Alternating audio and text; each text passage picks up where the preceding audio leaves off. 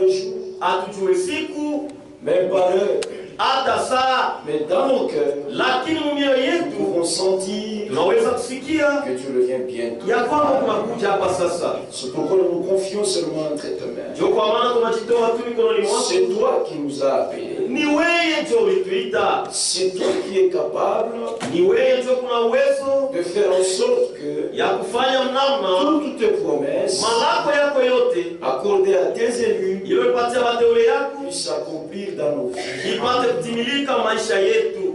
Merci Père. Asante Baba, Nous sommes devant ta table ce matin. tuko mbele ya meza yako Bwana. Nous ne sommes pas venus voir les hommes Hatukuya hapa kwa kuona mtu, parce que lui n'a rien à nous kwa donner. sababu yule mtu ana kitu ya Et kutupa, toutes ces paroles, na maneno yake yote même si ça peut être prononcé avec beaucoup de sagesse, hata kama inaweza kutamkiwa na hekima ça tena, ne peut apporter que la mort. inaweza kuleta tu mpaka lufu. Nous nous attendons tous à toi Je bote tunachongojea kwako, parce que tu as dit kwa sababu ulisema personne ne se lèvera pour enseigner aux autres. hakuna mtu atalamuka juu ya kufundisha bengine, Tous seront enseignés de Dieu. lakini wote watafundishwa na Mungu. Viens Seigneur à notre rendez-vous Kuja Bwana kwa mwaliko yetu et glorifie-toi na ujitukuze au moyen de la parole qui sera apportée kwa njia ya neno itahubiriwa, dans le précieux nom du Seigneur jina la dhamani ya Bwana et Sauveur Jésus-Christ. na Mwokozi Yesu Kristo. Amen.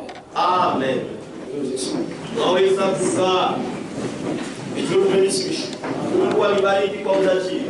Nous continuons à parler sur que celui qui a des oreilles entende ce que l'Esprit dit aux églises. Tunaendelea kusemea yule ashiri anayeitwa ule kuna masikio asikie kile roho inasema kwa makanisa.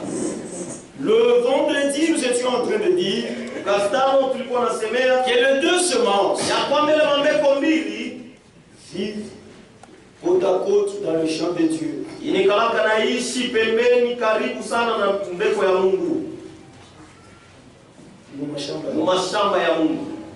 L'une c'est la sémence de Dieu, Moja ni mbeko ya Mungu, l'autre c'est la sémence du diable. hii ingine ni mbeko ya shetani. C'est ça que la Bible dit. Ndio kile Biblia inasema. Si vous lisez Matthieu chapitre 13, Kama unasoma Mathayo sura ya 13, c'est bien dit là-bas. imesema mzuri pale, Et ce qui est dit là-bas, na ile shasemwa nous pale, le vivons aujourd'hui tuko naishi leo dans le monde entier, dunia nzima, mais aussi dans notre église ici. lakini tena hata mkanisa yetu humu. C'est pourquoi il est très important Ndio kwa maana siku ya mafasa que tout un chacun de nous kila mmoja wetu sache de quelle sémence il est. ajue eko aina gani ya mbeko. Amen. Amen. Frères et sœurs, c'est très important. Ndugu na dada, ni ya muhimu sana. Un enfant peut se lever ici Mtoto anaweza kuamka hapa et m'appeler papa na kunita baba par respect. kwa heshima, Mais ce n'est pas mon enfant, c'est l'enfant. lakini yule mtoto hana mtoto yake. Mais si ma fille venait ici, Lakini kama binti wangu anakuya il m'appelle papa, ananiita même dans baba, la profondeur de mon hata cœur, upana wa moyo wangu mule, je sais que c'est ma sémence. najua kusema ni mbeko yangu yule binti. De la même manière, frères et sœurs, Ni namna moya ndugu na dada. les églises sont pleines aujourd'hui Makanisa ni mengi leo. avec des gens qui disent Dieu c'est notre Père, Na watu wako nasema Mungu alors qu'ils ne sont pas sa sémence. hapo habana mbeko yake. Dans les choses de Dieu, il n'y a pas de respect à vivre. Mambo ya Mungu hakuna ile heshima ya Voyez, nous les hommes, Unaona si basi d'après nous, kufuatana na shi. d'après notre respect à nous, Kufuatana na heshima yetu. celui qui a l'âge de mon père, c'est mon père. Ule kuna miaka baba yangu ni baba yangu. Celui qui a l'âge de ma mère, c'est ma Ule mère. kuna miaka mama yangu ni mama yangu. Non, Hapana, ça c'est bien pour les hommes. ile kwa mzuri tu ya watu. Mais pour Dieu, Lakini tu ya Mungu. pour être son enfant à lui, Tupate kwa mtoto wake il devait être sa sémence. unapaswa kwa mbeko yake. Amen. Les deux semences, frères et sœurs, Ile mbeko mbili ndugu na dada, profitent de la pluie de Dieu, iko na faida na mvula ya se Mungu. réjouissent. Inafurahiwaka. Mais quant aux fruits, Lakini kuile naangalia matunda. le fruit est différent. Matunda ni ya kuacha. J'ai parlé le vendredi Kastano nilisema de la vision que le frère Branham avait eue. na onyo ile Mungu kama alipataka. Dieu lui avait montré un champ Mungu alimuoneshaka mashamba dans moja. lequel il y avait deux semences. Ndani ya hiyo mashamba mlikuwa kama La bonne semence mbeko njema et la mauvaise na semence. mbeko mbaya. Toutes les deux Yote mbeko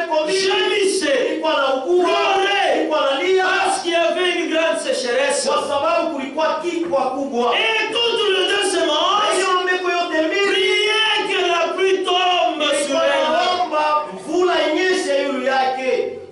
Vous voyez? Unaona? C'est que pour que la mauvaise semence croisse, Kusema juu mbegu ya mbaya il faut la présence de la pluie. inapasha mvula inyeshe. Voyez? Unaona?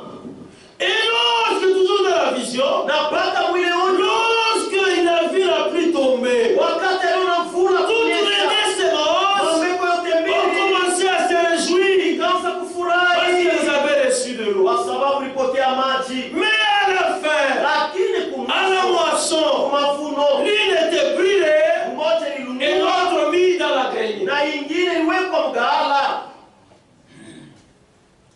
Amen. Amen.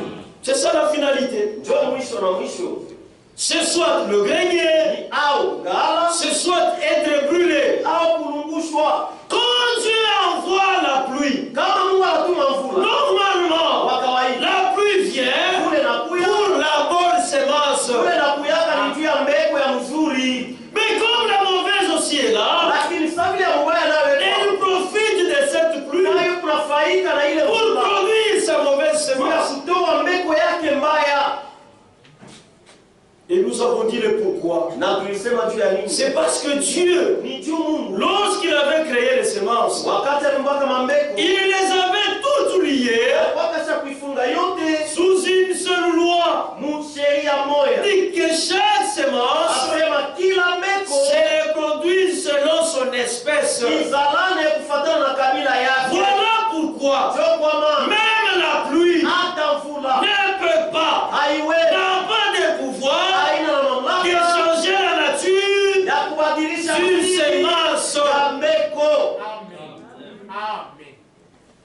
Si vous êtes du diable, Kama uko wa shetani vous êtes du diable. uko wa Si shetani, vous êtes de Dieu, kama uko wa Mungu vous êtes de Dieu. uko wa Mungu. Frère, ici, il Uko hapa n'est pas question de sincérité. hakuna mambo ya moyo wazi. Frère, on peut être sincère, Waweza kuwa na moyo mais wazi dans les faux. lakini vya bongo.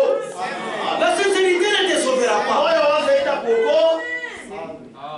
Non, ce que je fais, frère, Wewe kinafanya mon cœur ne me condamne pas. moyo wangu Ce haijukumu. n'est pas un problème. Hakuna mambo. Le problème de la bonne semence, c'est quoi? Mambo ya mbegu njema C'est ni vérifier. ni kuchunguza. C'est bien.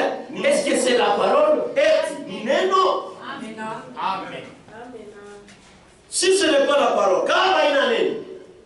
même si c'est plein de sagesse, Hata kama yala na on les hekima. jette. Tuko na itupa. Amen. Même si c'est venu de pape, Hata kama natokea kwa même papa. si c'est venu de l'archibishop, Hata kama natokea kwa frère, archbishop. nous n'avons pas besoin de Mungu l'homme. hatuna lazima na Mungu. Parce qu'en matière du salut, Kwa sababu kule na l'homme n'intervient pas. Mungu hana hataka ya kusaidia mule. L'homme, lui, Mtu il yeye est apparu alionekana dans le temps. mu wakati, Mais la notion du salut, lakini mambo ya wokovu c'est une notion qui dure depuis l'éternité. milele. Amen.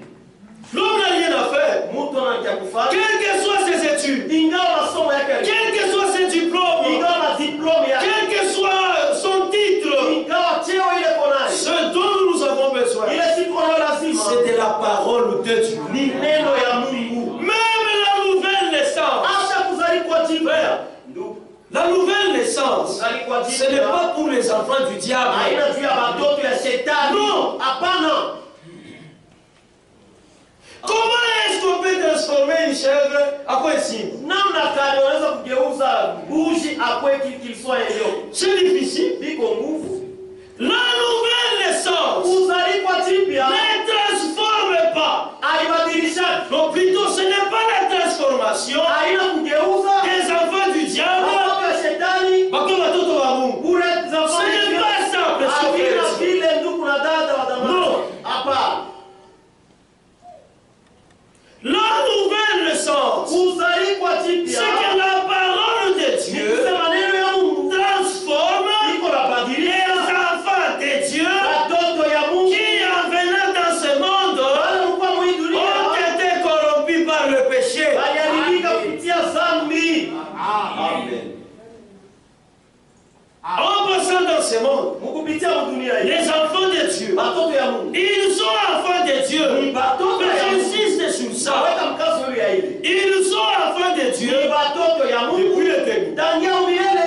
Mais en passant dans ce monde, Lakini mukupitia les péchés les a déformés. mazambi ilibaribisha. Ils sont déformés, Beko wenye kuharibika. mais ils sont enfants de Dieu. Lakini ni watoto ya Alors Mungu. lorsque Dieu les appelle, Sasa wakati Mungu anawaita. sa parole a le pouvoir Neno yake kuna de uwezo les remettre ya kuwarudisha dans leur ancien état. ile hali yao ya zamani.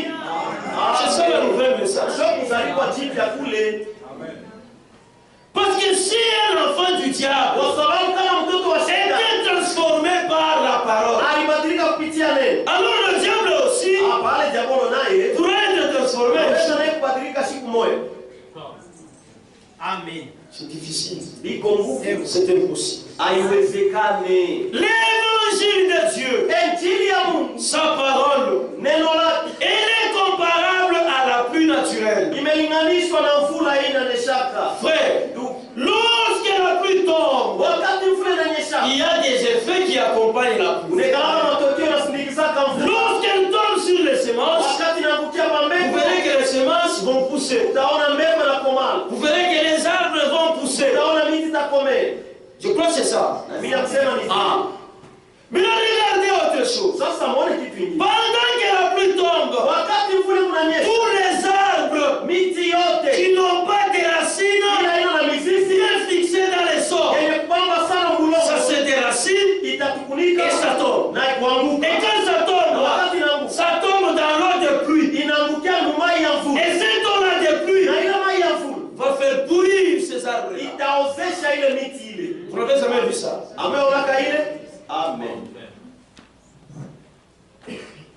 Vous pouvez voir Unaweza kuona un arbre qui est là étendu. muti yenye kulala pale. Vous vous dites, je vais monter là-bas. Unasema itapanda Tu montes là-bas, unapanda katika kisha et kosa ça déjà. se brise parce que Mais qu'est-ce qui a fait courir là? sasa ni kitu gani? C'est l'eau de la pluie. Ni maji ya mvula. Celle qui donne la vie Ni ile inataka aux kusuka autres plantes miti ingine d'avoir une bonne santé. kupata afya njema. Aux autres plantes de produire les fruits. Kutoa matunda. Mais les autres plantes Lakini miti ingine tombent wanaanguka et pourrissent. na kukosa. Amen. C'est la même chose Ni kitu moja avec l'évangile, na injili. la parole de Dieu. Neno ya Mungu. Lorsqu'elle sort, Wakati elle donne la vie inaleta uzima. aux croyants. Lorsqu'elle sort, elle bénit. Inapoteza. Lorsqu'elle sort, les gens sont guéris. Watu wanapona. Aussi, Tena il y a ceux-là uko wale qui n'acceptent pas wala waitikasi la parole de Dieu neno ya Mungu dans sa totalité. wingi yake yote kwa Les utele. frères Branham les appellent Na ndio wale baita les autostoppeurs. ba autostoppeur. Dans le message, soif. Mahubiri kiu. Ah, soif. Kiu. Il les appelle les autostoppeurs. Baita ba autostoppeur. Cette parole me plaît. Hii neno inanipendeza. Je prends. Inabeba. Ça ne me plaît pas. Hii inanipendeza. Je laisse. Amina. Il n'y a pas des enfants de Dieu comme ça. Watoto wa Mungu wamegawana basi. Il n'y en a pas, frère. Abana. Ceux qui n'obéissent pas Bana betanake na à ti. l'évangile, Eti. à la parole, Unene. et aussi, Na bo vile vile. frère, Ndio. ils meurent. Na bo wanakufaka. Par cette même parole ici, Kupitia mpaka ile neno ya ils Mungu. meurent. Eko na kufa. Avant de mourir, Mbele ya wakufa. ils deviennent d'abord plus purs qu'avant. Mbele beko na kuwa babaya sana kuliko kumwanzo. Il vient à l'église, Mbele kwa kanisa. mais il est comme s'il n'avait jamais cru. Lakini eko saa ya minyaka. Mais quand il vient à l'église, Lakini eko il kanisa. peut quand même danser à l'esprit. Anaweza kucheza Il muhogo. peut quand même parler à l'âme. Anaweza kusema muluga. Oh non, frère, Wabana ndugu. moi je suis un vase. Mie niko kiombo. Je danse à l'esprit. Nachezanga Dans mkimbo. un esprit, Je kucheza dans le chimango, avec les kabwa, avec le trop parler, le commérage. il ne sera pas Pierre d'achoppement. Mais ça c'est devenu jiwe la kikwazo ile. Dans un esprit, Kucheza mkimbo. mais soumise. Lakini wasio kujitiisha. Sœur, Dada, tu vas mourir. utakufa. Ici, Baba. Frère Branham parle de malades Unaambia nasema juu ya qui meurent dans le cabinet du médecin. Kule kwa mganga. Pourquoi est-ce qu'ils meurent? Sio nini wanakufa. Ce n'est pas parce que le médecin n'a pas prescrit le bon produit. Haina vyo kusema mganga asikwandike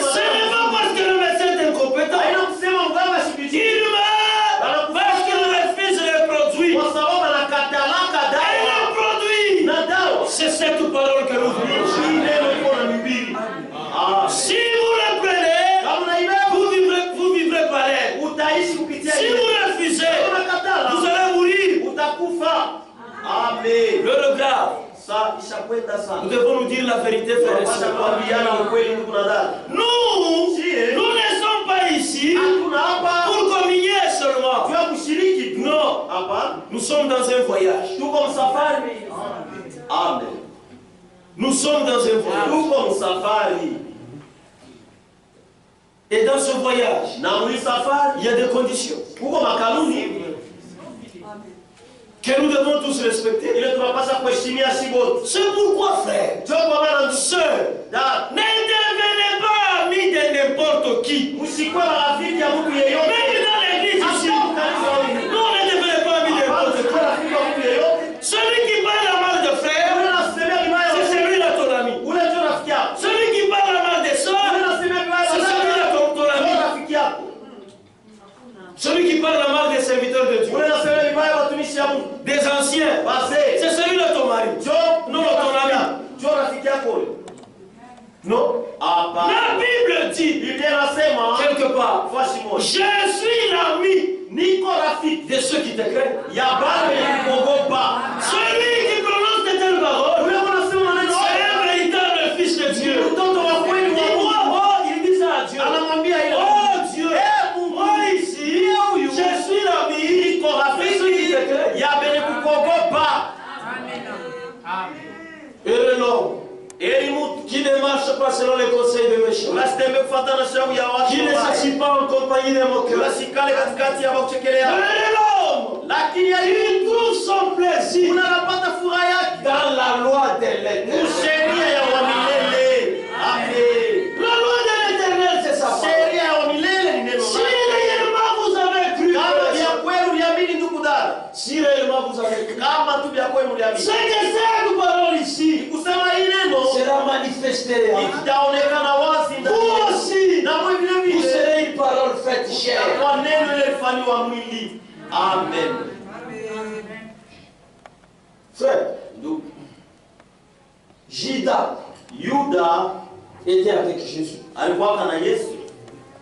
Judas Yuda n'était pas n'importe qui. asikwake mtu yeyote Dans l'église de Jésus. mkanisa ya Mais Yesu. dans l'église de Jésus, Sasa mkanisa ya il Yesu y avait un monsieur comme Judas. ulikuwa mtu saa Mais Yuda. dans notre équipe même ici, Sasa mwenye tout le monde sera saint. watu wote watakuwa watakatifu hapa. Non. Hapana. Ou le pasteur c'est un homme. Ule mtumishi mchungaji Parce ni que, mtu.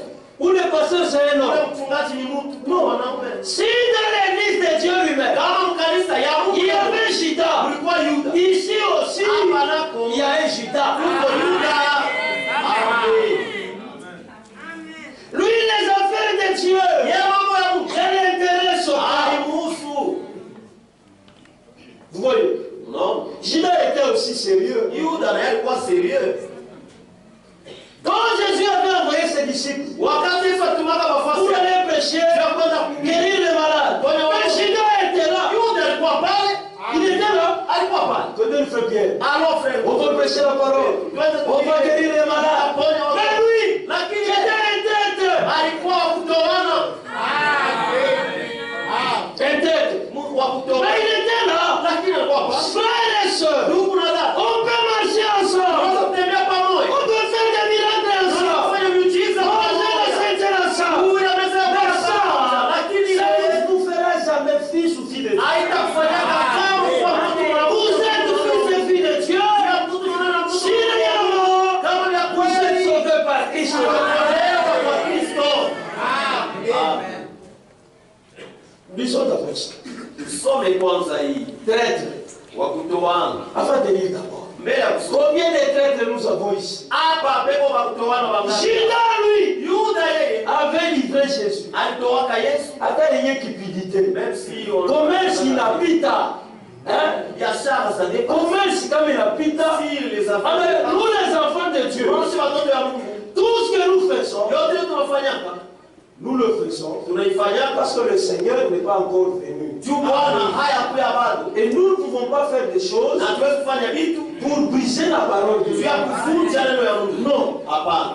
Si je travaille, Kama niko natumika, je travaille pour manger, niko natumika juu ya kula, nourrir ma famille, kulisha jamaa yangu, leur accorder tout ce qu'ils ont besoin wapatia yote ile beko na et lazima vivre comme un chrétien. na kuishi kama Mkristo. Vous voyez,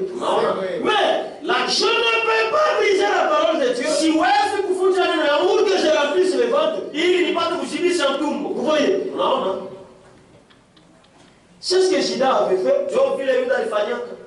Lui, c'était un grand commerçant. Yeye alikuwa mfanya biashara kubwa. Et il va vendre même le Seigneur. Na anaenda kumhusisha hata Bwana. Tu nous le boka ça. Mais ça fait peur. Et puis Judas aussi. Il était très sérieux. Il savait que ces gens ici n'arrêteront jamais Jésus. Ils vont avoir puissance. Ces gens ont puissance. Regardez d'abord.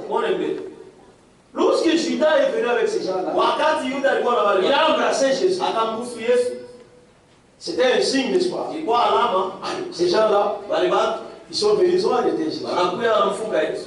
D'abord, avant ça, il y avait beaucoup de tentatives d'arrestation de Jésus. Et Judas était là. Et c'est ce qu'il est rassuré. Un jour, ils sont venus. Dit, qui cherchez-vous? Nous cherchons Jésus de Nazareth.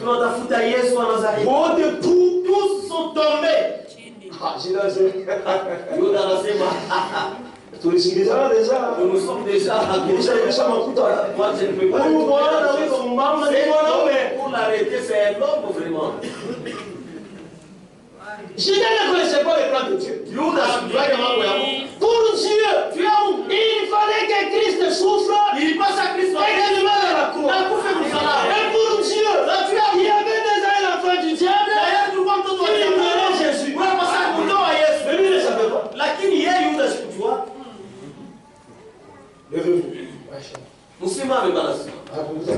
Ils ont épousseté leurs vêtements. Qui cherchez-vous? Jésus de Nazareth. Les lèvres partaient dans la poussière. C'est imagine que Judas pouvait dire à l'aide de faites les tout possible. Parce que moi je ne remettrai pas l'argent. Si tu as fait ça, c'est ça qui rassurait Judas. Dieu est bon à Et cet homme, ce n'est pas un homme ordinaire. Ces gens-ci ne l'arrêteront pas.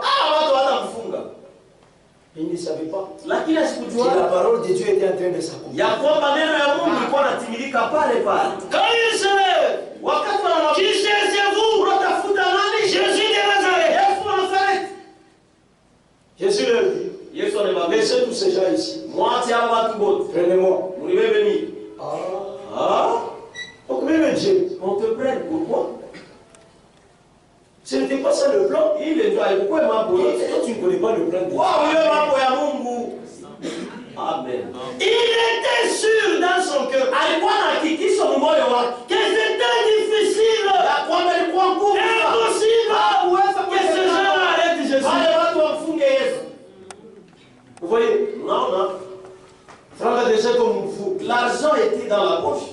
Tellement on appelle le commerce, ça. Avant que tu aimes le commerce, tu commences à vendre même les hommes. Ah, toi tu es terrible. Traître. Tout le monde le connaissait comme un frère. Bien-aimé frère. Il pouvait aussi dire à Jésus, nous sommes très contents de t'avoir. L'hypocrisie n'est pas une bonne chose. Oh, que Dieu nous aide. Aujourd'hui, nous avons des frères. Nous avons des sœurs. Qui peuvent vous dire que Dieu vous bénisse. Tout en vous maudissant dans son cœur. Tout en voulant que vous mouriez. Et ça, ce n'est pas que vous conseille. Non, non. C'est peut-être parce que tu pêches bien. C'est peut-être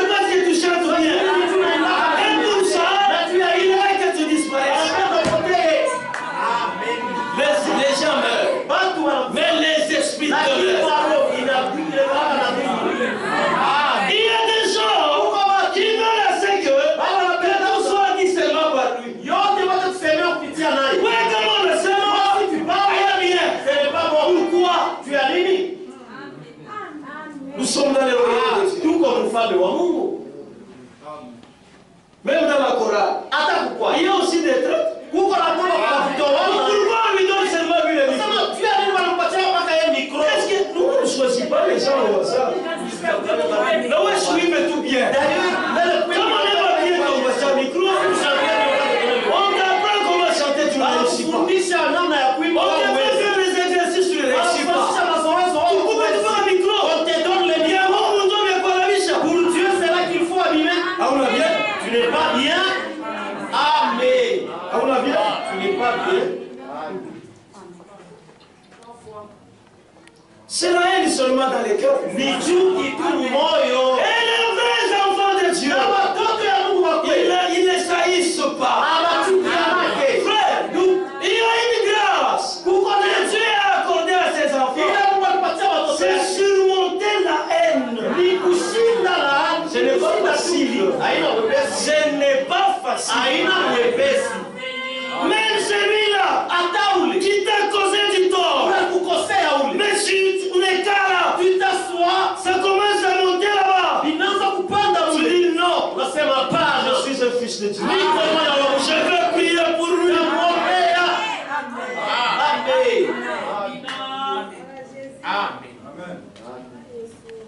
Dieu nous a donné des grâces différentes. Même dans le ministère comme je l'ai dit. Moi, je ne prêcherai jamais comme le pasteur. Je ne prêcherai jamais comme frère Sylvain. Jamais comme frère Séraphin. Jamais. Dieu m'a donné une portion aussi. Voilà pourquoi, si je suis enfant de Dieu, lorsque c'est le pasteur qui prêche, Dieu me donnera quelque chose. Si c'est frère Sylvain, si c'est frère Séraphin, Dieu m'édifiera dans le ministère. Ça manque. Il n'a pas ça les enfants du diable. Parce que même parmi les prédicateurs, il y a des gens comme ça. C'est l'âge du diable. Frère, seuls, nous sommes infiltrés par des enfants du diable. Et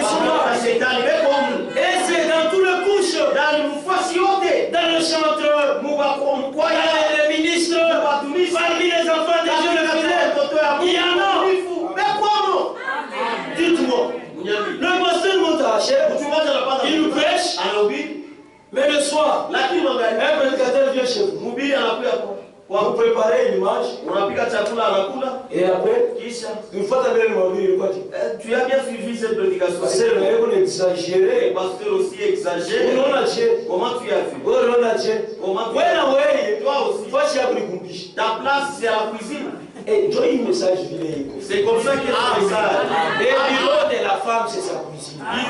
Office, il y a mon amour. Et vous prenez la vie, si j'ai entendu. Elle passe. On a tapé la semaine qui fout là. Non, moi, c'est une yonga, bilomo. Le vidéo, il est très compliqué. Les hommes peuvent parler. Le châtiment vient avec un certain état. Mais quand c'est une femme, demandez à Myriam. Ils étaient tous avec les autres. Mais Dieu a commencé par elle. Nous devons tirer attention. Fais la terre. Mon cher, tout le tout boucari. Amen. Judas, lisons. il était là, très. Même vous seuls, vous êtes là ici, n'est-ce pas? Et dimanche, vous avez beaucoup dansé en esprit.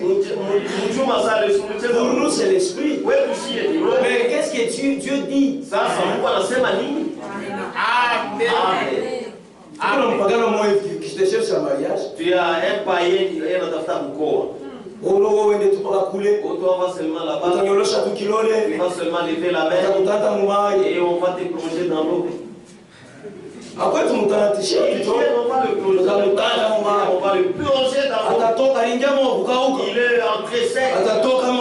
Il sortira mieux et il va t'épouser.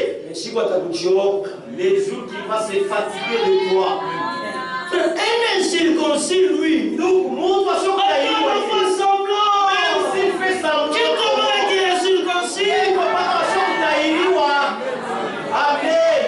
Pendant l'imagine, vous mettez ça là. C'est la folie qui s'endort.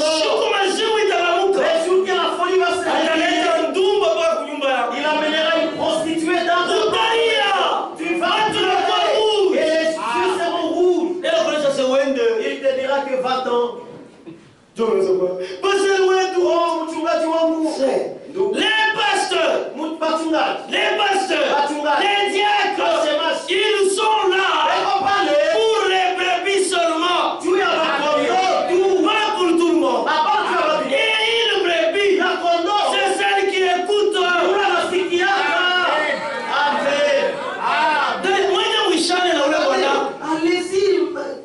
Restons au centre qui ont des choses importantes de consulter les anciens. Depuis que vous êtes entré là-bas, regarde les biceps. Pour la mâchoire, moi, c'est compliqué. Tu as des choix vraiment compliqués. Je ne porte pas des c'est seulement des grosses il y a les ballons des on a déjà écrit numéro 20.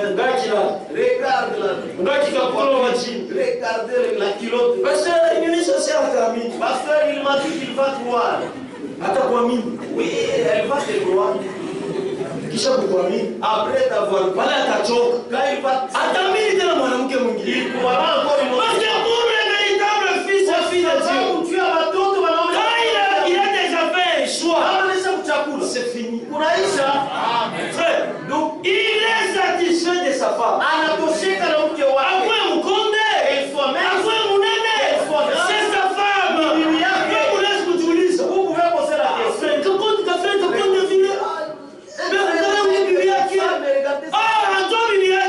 ça sa femme.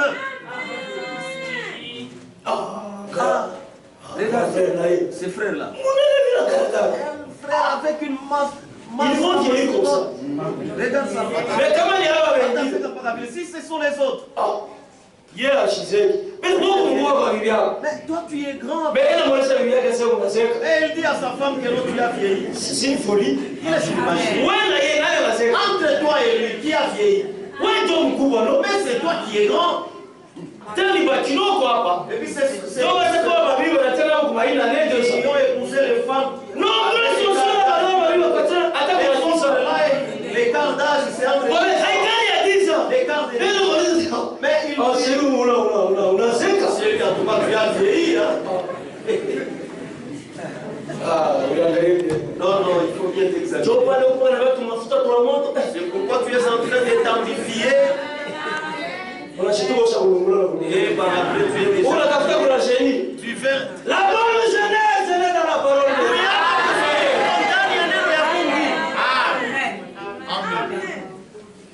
Traite. Et puis, toi tu sais que c'est un païen. Kisha, Il y a des erreurs que vous commettez. huku ni makosa ile Mungu anafanya. Vous le payez même. Ile makosa mnafanya Parce que aucun péché n'est laissé là. hakuna hata dhambi moja bakia bila. Ici, Hapa on ne peut pas consacrer hatuwezi un kubarikiwa mariage ndoa d'un païen ya mpagano et d'une croyante. na dada mwaminifu. Ça va commencer par où? Traite. Wakutoana. C'est alors qu'on pose la question. Frère Louis. Donc Louis. Présent va pasteur. Présent va pasteur. Oh. On l'empêche d'entendre. Tu aimes cette soeur? Dieu va pasteur.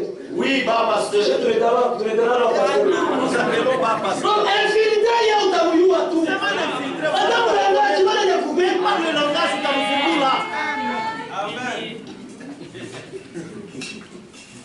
Même pas le langage. Attends, tu me pousses ma voix, tu t'as mon fond. Parlez de la féminité avant que ça peut être. Ah, il fait la féminité là. Ou t'es chic à ce moment-là. Ou t'arrives pas. Dieu, il ne va pas coucher coup. C'est d'abord que. Vas-y, on va aller te voir le téléphone. Les ne dorment pas. Frère, il faut fermer vous ça. avez fait Vous risquez de mourir. tu as énergie, tu as la tante à Gardez l'énergie pour les enfants de Dieu. pour Dieu. Tu as mou. On peut se sacrifier. On peut quitter le bureau même tard. Mais pour quelqu'un qui n'a pas d'oreille, s'il a choisi son chemin, la Bible dit, tel va parler juste à un homme, mais son issue c'est la foi de la mort.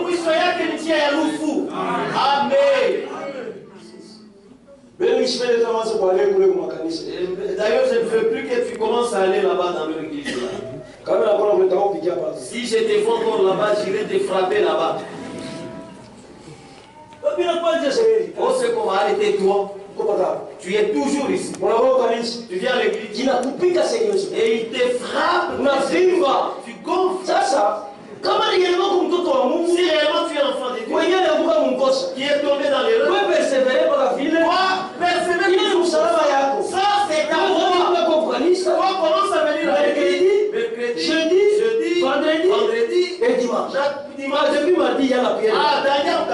Mardi, mercredi. Ça, c'est quoi mardi? Et là, tu viens. Tu pries beaucoup. Et il te frappe. Mercredi. Tu viens écouter la parole de Dieu.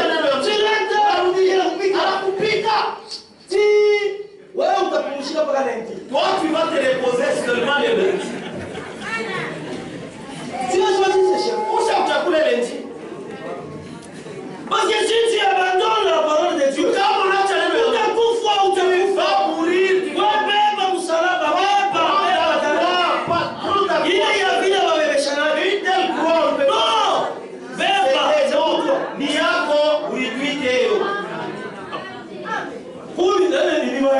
Il y a d'autres soeurs, pas impolis. Des maris impolis. Si tu vas chez vous, tu vais frapper même ton père. Est-ce que ça c'est un mari vraiment? C'est un mari celui-là. Il ne respecte même pas les parents. Mais s'il est frappé les deux, si tu oses d'aller, toi reste seulement ici. On a compte du maigri. Toi, tu ne portais pas les bouchons de tête. Pourquoi il était la sœur tendance.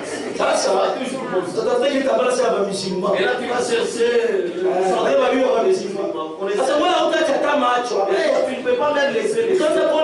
Tu commenceras à avoir à peine que tu sois trouvé. Tu viens, tu écoutes la parole. S'il faut mourir, meurs dans cette condition-là. Si tu es de Dieu, meurs dans cette condition. Tu comprendras où tu as élevé. Ce que c'est les conséquences de la désobéissance.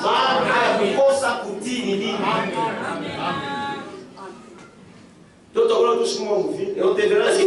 On doit nous dire la vérité.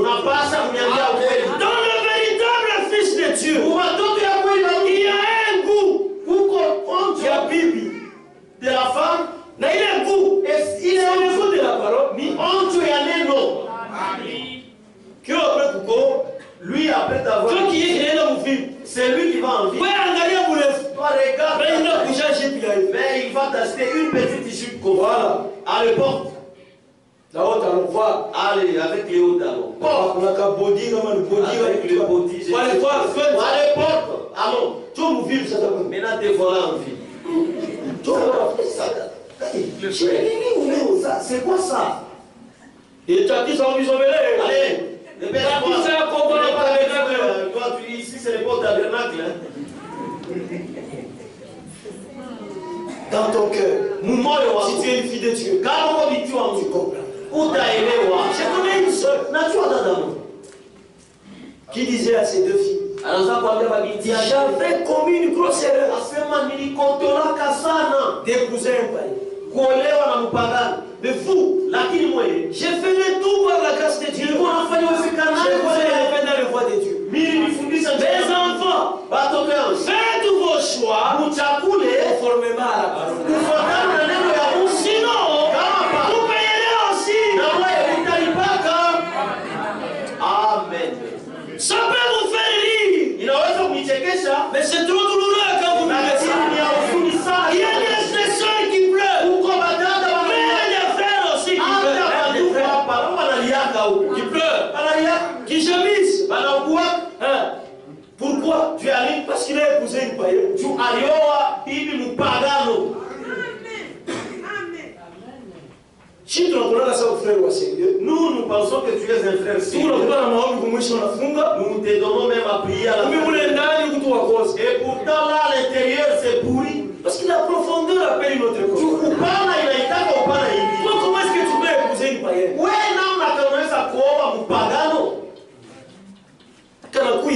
Elle vient ici, tout à l'heure nous allons la découvrir. Ça, c'est une visiteuse. Est-ce qu'il y a des visiteurs?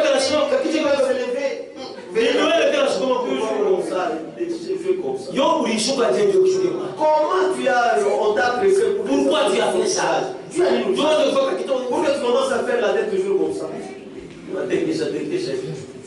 Oui, dans ton cœur, c'est ça, ma femme. Oui, moi, il n'y a pas de problème. Ah, pour la maman, marcher seulement. Continuez. Moi, je connais un frère. Maintenant, tu as beaucoup. Tellement qu'elle avait une femme très compliquée. Le mariage, si vous le faites conformément à la parole, même si vous n'avez pas beaucoup de moyens, mais ce sera le paradis sur la vie. Une femme qui comprend son mari, un mari qui comprend sa femme. Amen. Et pour ça, il faut que tu ailles. Quand tu es comme ceci, à l'église, ces jours-ci, j'arrête. Comme ça, il coupe que ça. Alors je vais d'abord te frapper. Quand tu vas c'est alors que tu rentres. Les coups ne font jamais. Toi, tu n'es pas un transformateur. Celui qui transforme, c'est Christ. Amen. On doit lui laisser ça. Il va envoyer son problème à lui. Amen. Et puis moi, je ne peux pas amener une femme à Christ. Après que je commence à chercher à l'épouser. Mais Dieu connaît le cœur. Dieu connaît le cœur. Et là où ton cœur est penché, c'est là que tu vas. Vous êtes aussi des traîtres. Oh, Jésus est où? Jésus, c'est sa parole. Amen. Matthieu chapitre 10. Mathayo sura ya 10.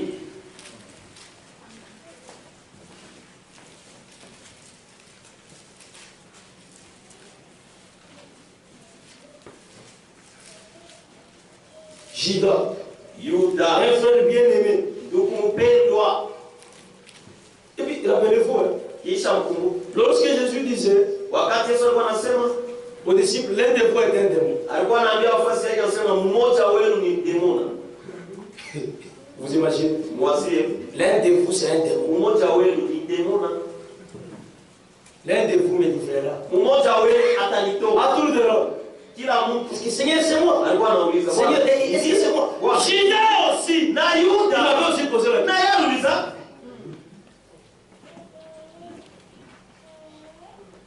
Matthieu chapitre 10. Commence au verset 4. Simon le Canaanite et Judas l'Iscariote. Judas l'Iscariote. C'est lui qui livra Jésus. Tels sont les 12 que Jésus a envoyés après leur avoir donné les instructions suivantes. N'allez pas vers le païen. Et n'entrez pas dans les villes de Samarie. Allez plutôt vers le brebis perdu de la maison d'Israël. Allez prêcher et dites, le royaume des cieux est proche. Guérissez les malades. Ressuscitez les morts. Purifiez les lépreux. Chassez les démons. Vous avez reçu gratuitement. Donnez gratuitement. Vous voyez? Ils ont tous reçu la mission de prêcher, de guérir et de ressusciter les morts. Y compris Judas qui était là. Et lorsqu'ils étaient partis, ils ont prêché, les démons les ont obéis, ils sont tous rentrés, ils se réjouissaient. Oh maître, là où nous étions partis, les démons nous ont obéi. Jésus ne les a pas félicités, il les a dit, ne vous réjouissez pas, parce que les démons vous obéissent. Mais réjouissez-vous, est-ce que vos noms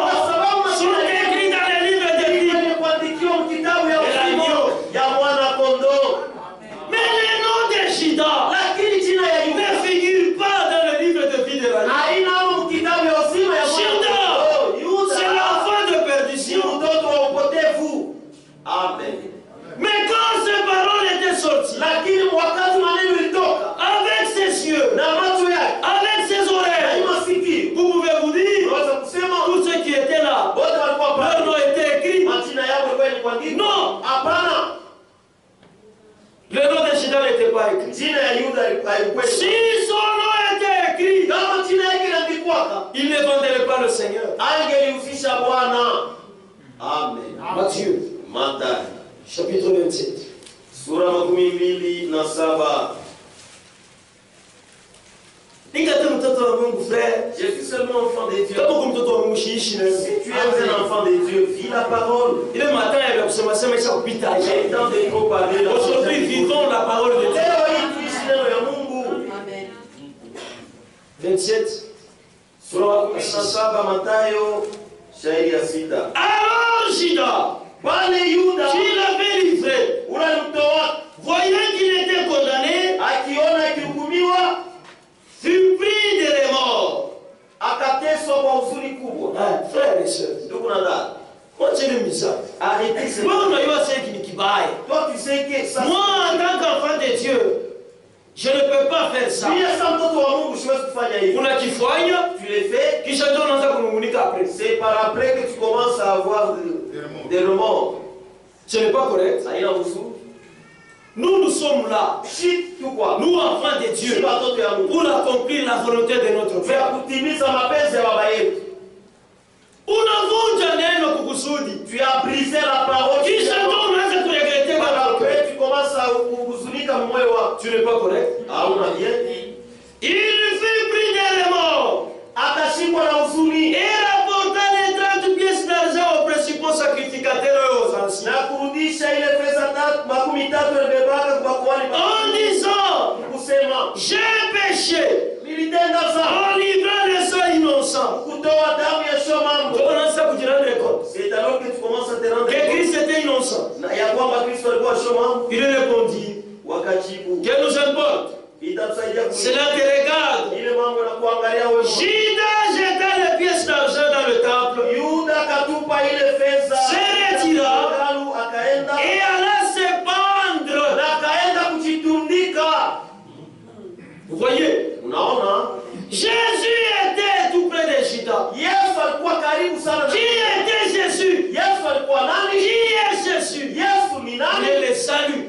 Eko wokovu. Jésus, Yesu il est la vie éternelle. eko uzima wa milele. Mais comment est-ce que Sasa namna gani Judas Yuda a laissé la vie éternelle aliacha uzima wa milele s'échapper? kupita pembeni, Qui n'était pas prédestiné à la vie éternelle. asikuwa mwenye kutayarishwa kwa uzima wa milele. Amen. C'est ça. Njoo vile Frères et sœurs, ndugu na dada, pour produire la vie de Christ, juu ya kutoa uzima wa Kristo, pour produire la parole de juu Dieu, ya kutoa neno ya Mungu, vous devez être une même plante que Christ lui-même. unapaswa kuwa mti moya moya ya Kristo. Le contraire est impossible. Kinyume haiwezekane. Vous pouvez tout faire. Unaweza kufanya Vous iwezekana. efforcer. Frère, Unajikaza.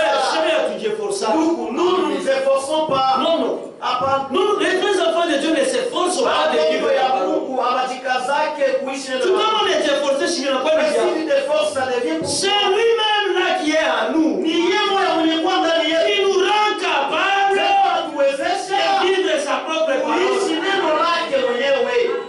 Amen. Vous voyez, Unaona? pour produire la vie de Christ, Juu ya kuonesha vous matunda ya devez être une même plante que lui. unapasha kuwa mti moya naye. Jean chapitre 15. Yohane sura 15.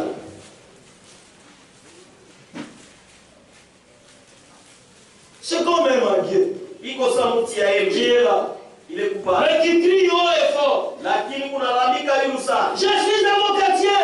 Niko mti ya Je suis avoka. avocatier. Niko mti ya Je avoka. suis avocatier. Niko mti ya Je avoka. suis avocatier. Niko mti ya avoka. Attendez, Uchunge. la saison arrive. Wakati Je vais nafika produire des avocats. nitazala na Mais avoka. quand le temps arrive, Lakini wakati ce sont des sasa grosses mangues. ni maembe minene natoka.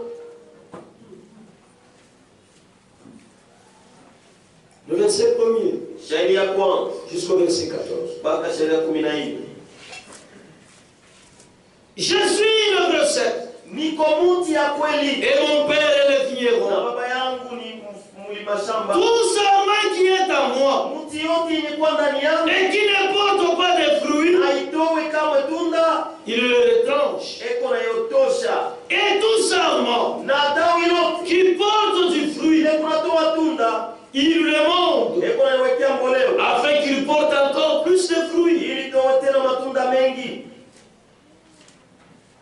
Déjà vous êtes purs. Tayari mko safi. À cause de la parole que je vous ai annoncée. Sia neno ile niliwatangazia. La parole de vérité sanctifiée. Neno la ukweli natakasa. Demeurez à moi. Mudumu ndani yangu. Et je demeurerai en vous. Nami tadumu ndani yenu. Voyez frère. Unaona Les conditions pour produire le fruit. juu ya kutoa matunda. Vous devez demeurer en lui. Unapaswa kudumu ndani yake. Vous devez être connecté à lui. Unapaswa kuunganishwa kwake. Comme le serment Mpaka vile tawi ne peut de lui-même porter du fruit. haiwezi kwa hiyo yenyewe kutoa tunda S'il ne demeure attaché au sec. kama idumu yenye kuchomekwa kumuti. Ainsi, Hivi vous ne le pouvez pas non plus hamtaweza kamwe si vous ne demeurez pas à moi. kama mdumu ndani yangu. Pour qu'une branche d'arbre Juu tawi ya mti parvienne à porter le fruit, ipate kutoa matunda, il faut que cette branche-là inapaswa ile kipande ya mti soit connectée ipate kuchomekwa au grand arbre. ile mti kubwa. Je crois que c'est ça, non? Si ndio vile C'est naturel. ile ni asili. Le fruit que la branche porte, Tunda ile mti natoa ça ne vient pas de lui, haitokee kwake, mais ça vient du gros arbre. lakini natokea kwa ile mti mnene. C'est cet arbre-là Ni ile mti qui puise les vitamines, ile kunatosha mavitamini, les minéraux ile maminero et tout ce qui est important na yote ilikuwa ya dans le mafuta sol. mule mugulongo Alors, pale. l'arbre fait monter ça par la pulpe Mti kunaipandisha kupitia et mai arriver à un certain niveau. na kufika mwatua fulani, Les vitamines, mavitamini, les minéraux maminero et tous les éléments nécessaires na vitu vyote sont vinafai partagés dans le branche. inakabulana ile vipande ya mti.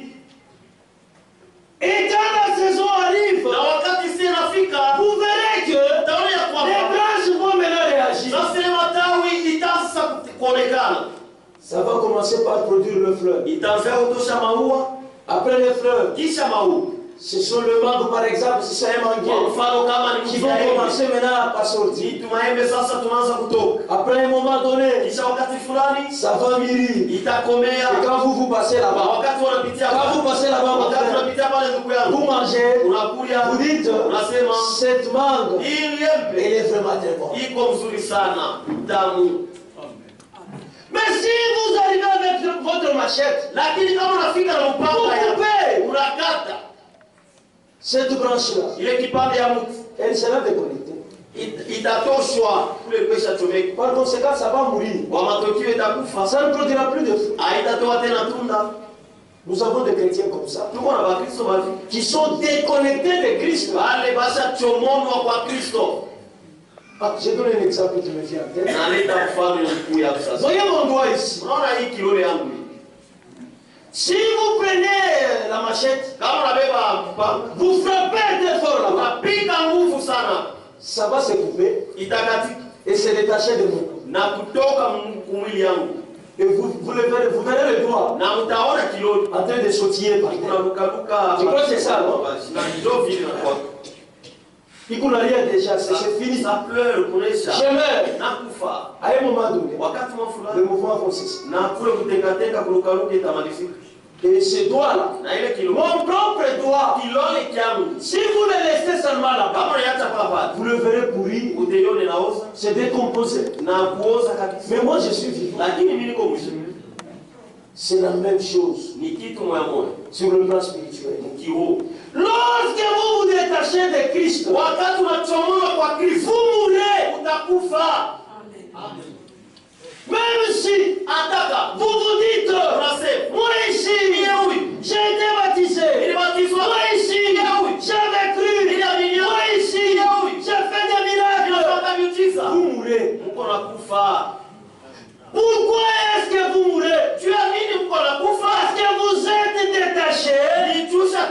donnateur de vie.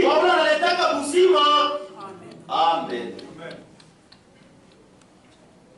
Si nous voulons produire le fruit de Christ, nous devons demeurer en lui. Je suis le cep, vous êtes le sarment. C'est lui qui demeure en moi et en qui je demeure porte beaucoup de fruits.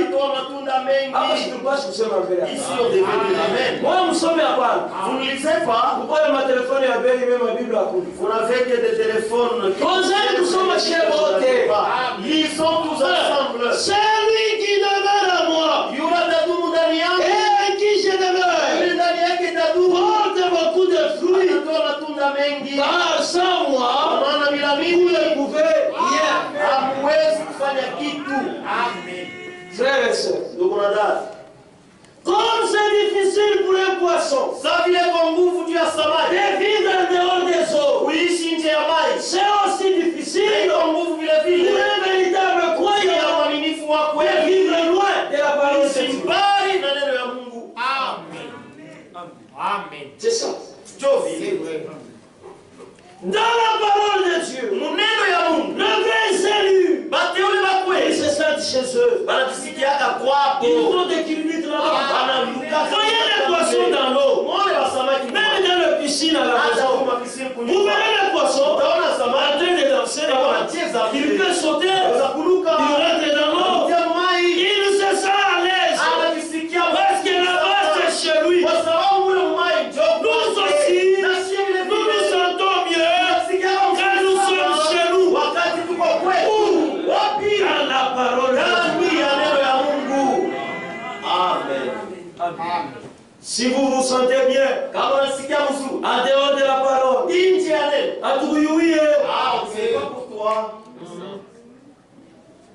vous devez être la même plante que lui. Le frère Branham, dans le message de du temps de la fin, il donne une expérience qu'il avait vécue avec un fermier. Lorsqu'il a rendu visite au fermier, dans sa ferme, il avait vu un arbre, mais qui avait plusieurs sortes de fruits. Un seul arbre. Je peux donner un exemple.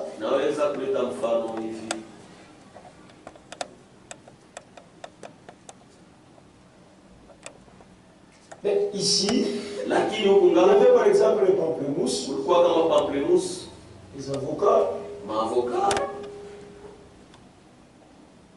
papaye par exemple, goyave par exemple, pomme. Quand Frère Branham arrive devant cet arbre, il a dit non. Frère Branham connaissait Dieu. Il connaissait Dieu. Quand vous connaissez Dieu, vous comprendrez sa manière d'agir, son plan et son programme. Pour Frère Branham, Dieu, dans la création originale, un arbre comme ça n'a jamais existé. Non. Parce que la loi de Dieu, c'est qu'un arbre doit produire seulement une seule espèce. Et c'est son propre fruit. Et quand il regarde tous ces fruits, il a dit non. Et quand il pose la question au fermier, le fermier lui dit non. C'est moi qui ai fait ça. Frère Branham a compris. C'est ça la pensée de l'homme. La pensée de l'homme. Même aujourd'hui, frère, la pensée de l'homme. Ça va te laisser vivre un peu la parole. Tu vis comme tu veux. Ouais, c'est l'homme. Ça, c'est pour l'homme. Amen. Amen.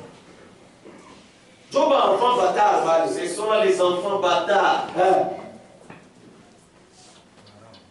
Alors, Frère Branham Il a posé la question, comment est-ce que tu as fait ça? Akauliza asema Il dit, ulifanya. non, c'est moi qui ai fait ça. Asema mimi ndio nilifanya hivi. J'ai pris toutes les sortes donc, tous les arbres. Nilibeba miti yote. Il y a une sorte, il y a ma fruit qui J'ai sont toutes ici. les sortes de fruits que vous Et avez. j'ai greffé ça là-bas. Na nilichomeka kuile mti. Tout ce tronc d'arbre, toutes ces branches que vous voyez, Hii matawi yote unaona, il profite de la sève iko na faida na mai. du grand arbre ici. Ya hii mti nene hii. Il profite de la vie Iko na faida na du usiku. grand Ya arbre ile mti ya mnene. qui monte Ile kunapanda. depuis les racines Tangia mizizi jusqu'à elle kufika mpaka kuile et ils mtawi. produisent chacun Na kila tawi le fruit selon son espèce. iko natoa tunda kufuatana na kabila yake.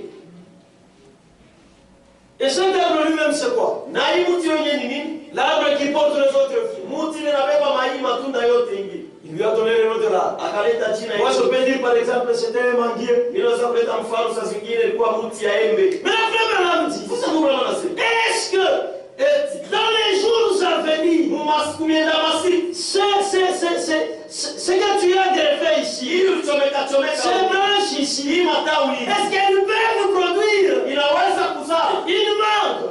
embe. Le fermier dit non, c'est Yule impossible. mfalme anasema hapana, haiwezekane. Ça ne peut pas produire la mangue. Haiwezi kutoa Parce que maembe l'arbre lui-même kwa sababu ile mti n'est pas une mangue. haina mti ya embe, haina embe. Frère Branham, là déjà, Pale tayari Dieu lui a donné une autre révélation. wanapatia ufunuo Il a compris ça selon Dieu. akaelewa ile kufuatana na Alors il dit, Bwana akasema les méthodistes bameto produira les méthodistes. watatoa bameto, Les amemalamu bazambe malamu produira les amemalamu. batazala banzala, Les tabernacles aussi tabernacle nabo produira les tabernacles. batazala batabernacle. Amen. Amen. Maintenant il pose la question au fermier. Sasa namuuliza yule mchunga fedha, Et ce sera comment? itakuwaje Pour que nous puissions récolter les mangues ici. ili tupate kuvuna maembe Le hapa? fermier lui dit ceci. Yule mchunga fedha Ça anasema sera possible itawezekana seulement lorsque ni wakati tu ce tronc d'arbre ici hii kipande ya mti fera pousser itaotesha une branche tawi moya de sa propre espèce. ya kabila yake. Alors, Pale à ce huyo moment-là, wakati nous récolterons les mangues. tutapata kwa maembe. Alors, c'est maintenant a dit, c'est vrai, Ni kweli Christ produira des chrétiens. Kristo. Amen. Frère, cette histoire, Hii mambo ça se répète sur le plan spirituel. kunafanyika mkiroho. Il y a des gens Uko watu qui se sont greffés sur Christ. wale wajichomeka kwa Kristo, Ils se sont greffés là-bas. wajichomeka chomeka Ils kule. profitent de sa vie. Iko na faida na uzima wa watu. Mais Lakini quand ils produisent les fruits, wakati wanatoa c'est leur matunda, propre fruit. ni matunda yao wao wenyewe. Amen. Pourquoi? Juu ya nini? Frère, ils sont destinés à ça. Ndugu, basi tayarishwa kuiba. Eux, ce sont des incrédules. Wao ni basho kuamini. Alors, frère Branham, comment tu me dis? Bali unaona anasemea C'est hapa. lui. Anasema huyu Parce que frère, ndugu, si il multiplie Christ, basi ce tronc d'arbre là c'est Christ. c'est-à-dire, Usema il n'a pas encore produit. haya toa bado tunda. Muchi ya espèce yake. Haya Hayatoka. toa d'arbre ile. Mais si cet arbre si ni Christ, Juu kama hii mti ni Kristo, quoique nous ne voyons pas ma fruit yake, chez lui nous ne voyons pas ses fruits. mais ma fruit yake iko dans les racines. Ses fruits ne se trouvent que mumizizi. Vous voyez? Unaona? Ces fruits sont dans les racines. Matunda yake iko Mais mizizi. au moment opportun, Lakini wakati inayofaa ça sera manifesté. itaonekana wazi. Amen. C'est pratiquement la même chose Jopa kavile avec les vrais enfants de Dieu. na batoto ya kweli ba Mungu Ils étaient en Christ. walikuwa ndani ya Et Kristo. lorsque le temps est arrivé, Wakati saa ilifika, wanaonekana. ils ont été manifestés. Et pour eux, Na juu yao c'est la parole ni neno ou rien. hawana vingine. Amen. Amen. Ce n'est pas l'argent. Haina fedha. Non, frère. Hapana ndugu. Ce n'est pas les aider. Haina kusaidia. Non. Hapana. Ce qui les intéresse, Ile ni bausi. c'est seulement la parole de Ni Dieu. neno la Mungu tu unaishi. Ils vivent de ça. Beko naishi juu ya ile Et neno. même, Wao wenyewe ils sont une partie de la parole de Dieu. beko sehemu ya neno ya Mungu. Oui. Ndio. Vous devez être connecté à lui. Frères et sœurs, sur cette terre, il y a des gens qui naissent, qui n'ont jamais été destinés à naître dans le royaume de Dieu. C'est-à-dire eux, ce sont les enfants de la perdition. Les descendants de Caïn et de Juda. C'est ce que nous avons lu, Psaume chapitre 52.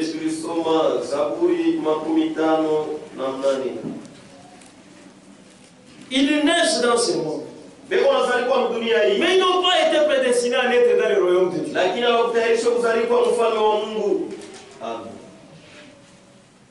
Pour revenir à ce que j'ai dit, nous ne nous connaissons pas, frères et sœurs. Tel que nous sommes ici, je ne connais pas votre destination finale. Mais comment est-ce que vous allez m'influencer? Comment? Je ne connais pas votre destination. Vous ne connaissez pas la mienne.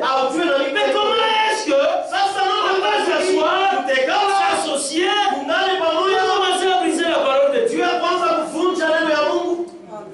Non. Nous allons nous retrouver chez telle sœur. Pour faire quoi? Quand vous vous retrouvez là, parlez à mal des autres sœurs. Parlez à mal des enfants des sœurs. C'est fini. Et le soir, Dieu nous pardonne. Non, ne vous amusez pas. Mais celui qui demande pardon, il doit avoir un cœur touché. Et nous sommes bien instruits par la parole de Dieu.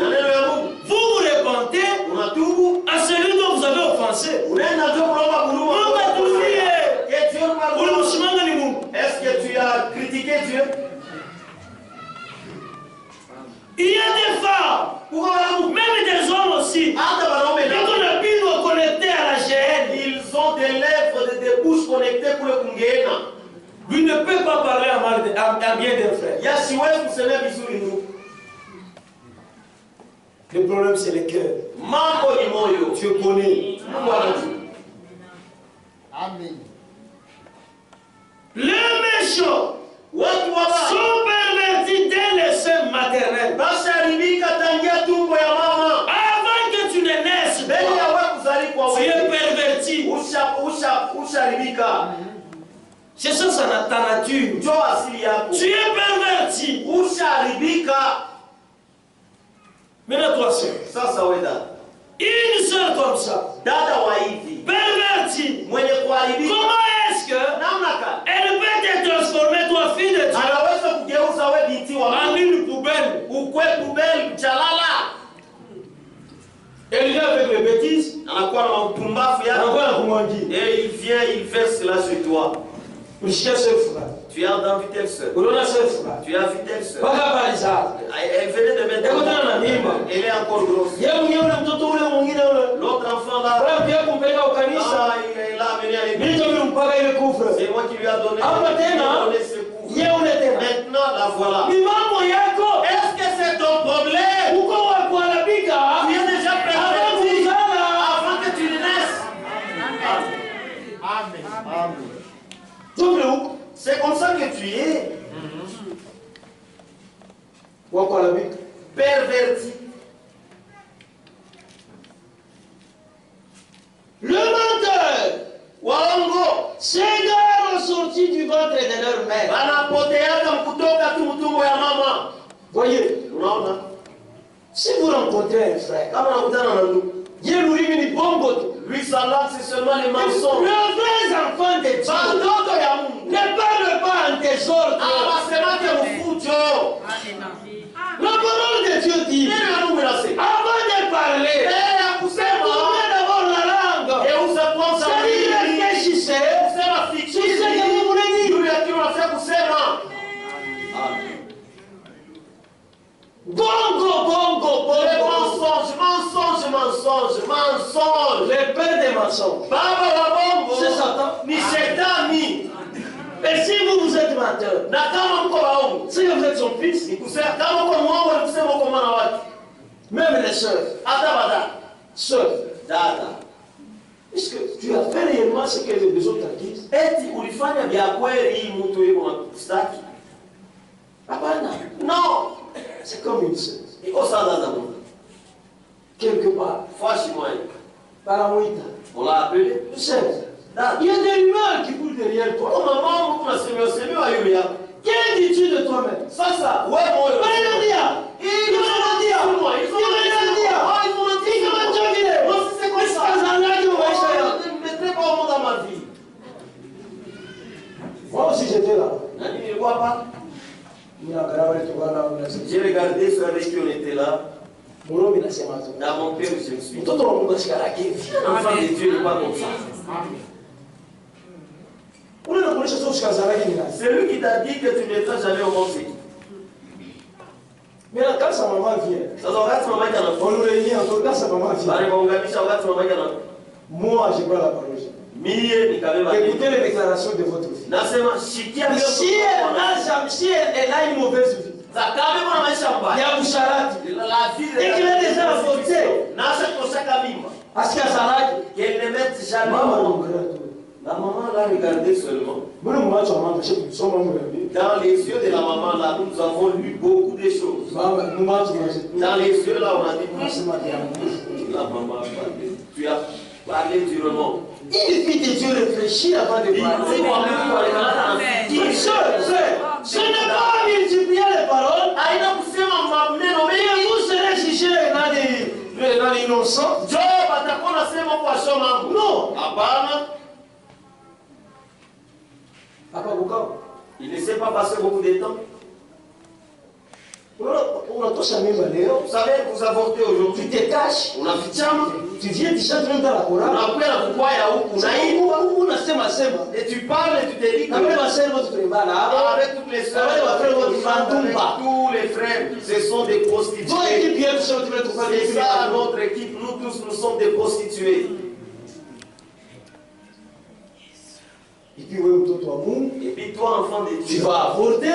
wewe binti wa Ta maman ne connaît pas. mimba, mama yako asijue, Ton papa n'est pas au courant. baba yako asijue, Tu es dans la chambre là-bas. uko mchumba ndani kule. Lili, ça fait 2 jours qu'elle ne chante pas dehors. Lili panapita masiku mbili asitoke nje. Mais si c'est très bien, je vais laisser seulement dans la Je chambre. ne me sens pas bien, napenda kubakia tu mchumba ya ndani. Pour qui on va ça comment quoi. Et pourtant il pense comment avorter namna kanitosha mimba. Moi je suis mtoto wa nyoka. Mais toi tu es une fille de serpent. Tu as connu ça où? Ulinijua wapi vile vile? Qui t'a appris ça? Nani alikufundisha havyo? C'est le pignat. Mbele ni vya Tu bunia. vas commettre adultère. Unaenda kufanya Et usharati. puis tu rentres dans la maison de ton père. Kisha unarudia nyumba ya baba yako. Le samedi, tu viens à la répétition. Unakuwa kufanya Le rebellion. dimanche, tu viens chanter. Unakuwa kuimba. Et tu as besoin Na kuna siku trouver un micro. on te donne le micro Oui, tu viens au charage. que tu nous chantes l'adultère. Pourquoi on va la bika? Toi tu es déjà fait Depuis le ventre de ta mère. Tangia mtumbo ya mama yako. Nyoka nyoka. Toi tu es un petit serpent. Enda, Seul. kuite sote bule. Tu te fais souffrir pour Kama nikakupotea. ça, il est déjà perdu. Frère, hapa kukawe. Je ne sais pas passer beaucoup de temps. Balambamba mpetita elle baiser mota. On l'a attrapé dans petit en train de baiser le Et puis là, frère, il veut quoi pour Et mpetita? il y avait même les frères dans ces petits. Et vous le baiser mota. En train de baiser. Seul en Christ. Dada katika Kristo. Ba frère, walikuwa pale. Les frères qui Ule étaient là. mpetita asibashikia hata haya. Elle n'avait même pas honte. Kena muonesha ule mwanaume. Elle disait à Ça fait longtemps que je t'avais vu. Kaima français, avec vos français, vos faux français ici. Ça fait longtemps que je t'avais vu. Wanakawa milikona. Tu me cherches même pas. Haunitafuta kiata. Tu n'es plus l'homme galant. Hauna tena ule mwanaume. Kisha wewe milichuaka ule. Wewe kuna bahamu galant. Toi tu as des hommes galants. Ton père dit ma fille. Baba yako Ta anasema mère dit ma fille. tu vas Wewe kuna bahamu galant. Toi tu as des hommes galants. Perverti. Mwenye kuharibika. Tangia mtumbo ya mama yako. C'est Kalam Kokota. Elle l'a attiré. On a vu qu'elle est Kalakana. Aïe. La femme a toujours eu honte. Chez tout le tourisme. Nous nous posons des questions. Aïe, il est de Wapi. Où est partie la honte, la pudeur? Les serpents comme ça écarquillés, tout ça. C'est seulement les serpents qui n'écarquillent pas les yeux. Amen. Elle a attiré cet homme-là. Lui a baisé la petite. Les frères qui étaient là ont été surpris. Les frères se sont séparés. Les autres sont partis là-bas, les autres de l'autre côté. La soeur a fait ça. La fin, il y a ici. C'est pas les mecs qui prennent le fois parce Ils ont fait c'est bien le scandale. C'est pas le scandale. Mais quand vous le voyez en train de danser au bureau, tu danses quoi? Tu es déjà perverti. Toi aussi, c'est ça ton ami. Celle qui est corrompue là. Toi aussi, tu n'es pas corrompu. Tu es aussi corrompu. Il ne s'est pas passé beaucoup de temps. Après un temps, elle a attrapé une grossesse. Akapata mimba. Elle a veillé en Akimbia. Elle a fui. Même s'il avorte, un jour là, ça va coincer, ça va bloquer. Et ça bloque sérieusement la porte. Pas qu'un neuf, il est né. Jusqu'au 9 mois. Et tout le monde voit. Et celle-ci montait. Voilà. Elle est là. Perverti dès le sein maternel. Oh non, on a corrompu ma fille. Qui ces gens-là? C'est ta fille qui est pervertie depuis le ventre, depuis ton ventre. Quand il sort, et les vents des mensonges, elle va. C'est le diable, frère. Ni Satan, ni nous, ni Satan. Le menteur, c'est le diable. Mwongo, ni Satan. Frère, tu as un enfant. Tu as un enfant qui tu apprends la voix de Dieu, elle ne comprend pas. Une fille de Dieu, ma fille, on ne peut pas l'épouser par un païen. Binti wangu, mina kwambia ki abawezi kumoa. Tu as compris? Unielewa? Si vous refusez, moi je vais les pendre. Oui, mon tout ça m'a fait autant terroriser. Et non, comment tu peux pas me terroriser? Oui, oui. Ndio. Va te pendre. Amen. Que tu meurs sans te regarder. Quand tu penses que là, on est tout chica, c'est qui se bandent là, c'est facile. Il est ça, c'est un kamba. Quand il a déjà mis la fumba mushingo, il pousse la chaise. Il y a quelques minutes là. Ils ont toujours envié la chaise. C'est pourquoi qui va mettre la corde? Toi tu es junior. Tu vas mourir. C'est ça. Après l'état vient et on te flagelle même. Ton père te dit ne fais pas ça.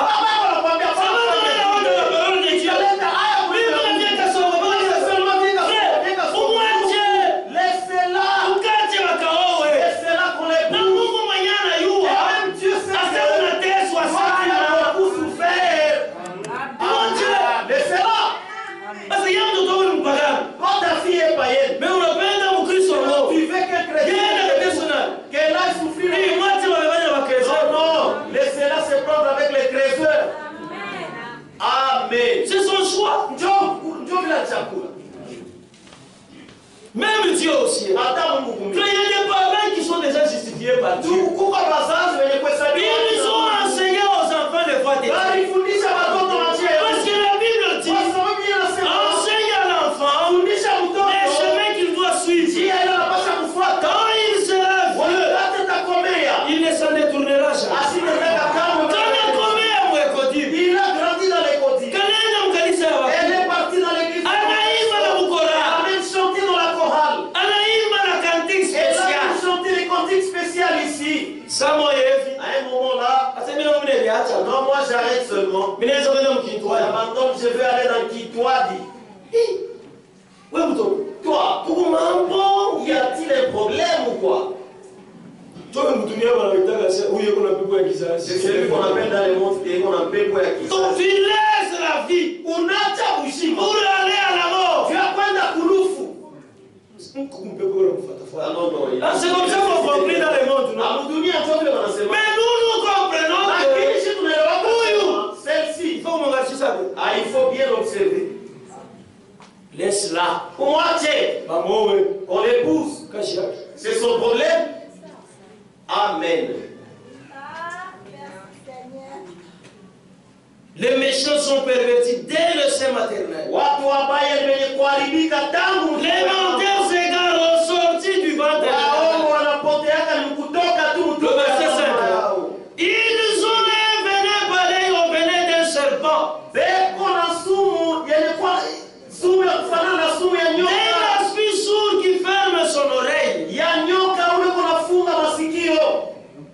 Il est vénère. Il est sourd. S'il est mort, ce sont les commémorations. Et toutes les morts. S'il est mort, pas. Toi-même, tu vas regretter. C'est ça. Jude, chapitre 1er. Judas. Jude n'a pas de chapitre. Judas, Amunama, Suramune.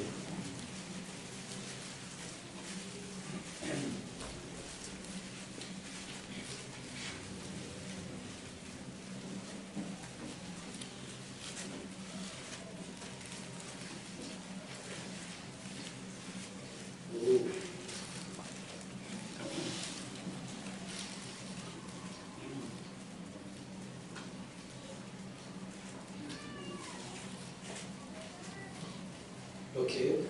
Depuis le verset 1.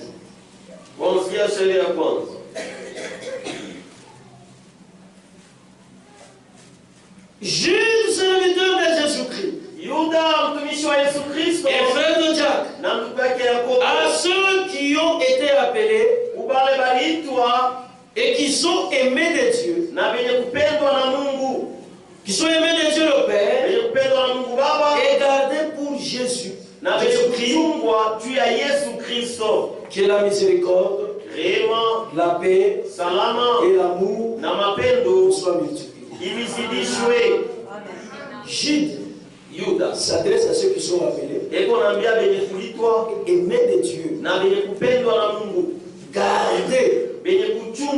par Dieu pour Jésus-Christ. Dans le verset 3.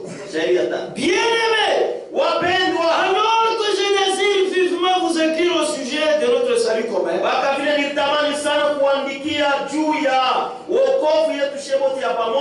me suis senti obligé de vous envoyer cette lettre pour vous exhorter à combattre pour la foi qui a été transmise au sein une seule fois pour toutes.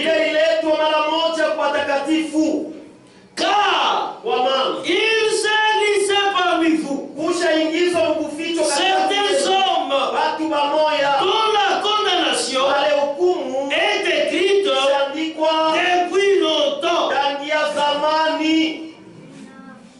Amen. Ces gens-là, ce sont des gens qui marchent sur la terre. Mais avant leur naissance, leur condamnation était déjà écrite. Des impies qui changent la grâce de notre Dieu en dérèglement et qui renient notre seul maître et Seigneur Jésus. Beaucoup ne renient pas le Seigneur comme ça. Non, ce n'est pas Dieu, non. Ils le renient par leur vie. C'est comme tu as une femme que tu maltraites, mais quand tu es avec des gens, j'aime beaucoup ma femme. C'est comme on regarde Bibi, quand ça a bintu, et là, comme si elle a des histoires, elle ne gracie pas. Toi, tu frappes tous les jours. Mais quand tu sors devant les gens, n'appelle. Est-ce que ta femme aussi, si on lui pose la question, est-ce que ton mari t'aime? Il va regarder par-ci, par-là pour dire il me frappe beaucoup. Vous voyez? Non, non. L'amour dont il est question ici. Jésus lui-même. Je crois que c'est dans Jean. Jésus lui-même dit, si vous m'aimez, gardez mes commandements. Et le commandement de Dieu, c'est sa parole. Tous ceux qui n'aiment pas le Seigneur, leur condamnation est écrite dès avant la fondation du monde. Amen. Nous pouvons vivre ensemble avec eux, mais la destination, il a changé. C'est différent. Amen. Combien de gens qui naissent dans ce monde, mais qui ne peuvent naître dans le royaume de Dieu? Il y en a aussi qui naissent dans ce monde et qui ont été prédestinés à naître dans le royaume de Dieu. Et ces gens-là, ce sont les frères et les sœurs de Jésus. Donc c'est nous. C'est la fin. Le Seigneur revient bientôt. Moi je dois dire c'est moi. Vous aussi sœurs, vous frères, vous devez dire c'est vous. Mais non, nous disons c'est nous. Ça ne va pas être seulement les paroles. Mais notre vie doit dire c'est nous. Amen. Galates chapitre 1. Wagalatia sura ya kwanza.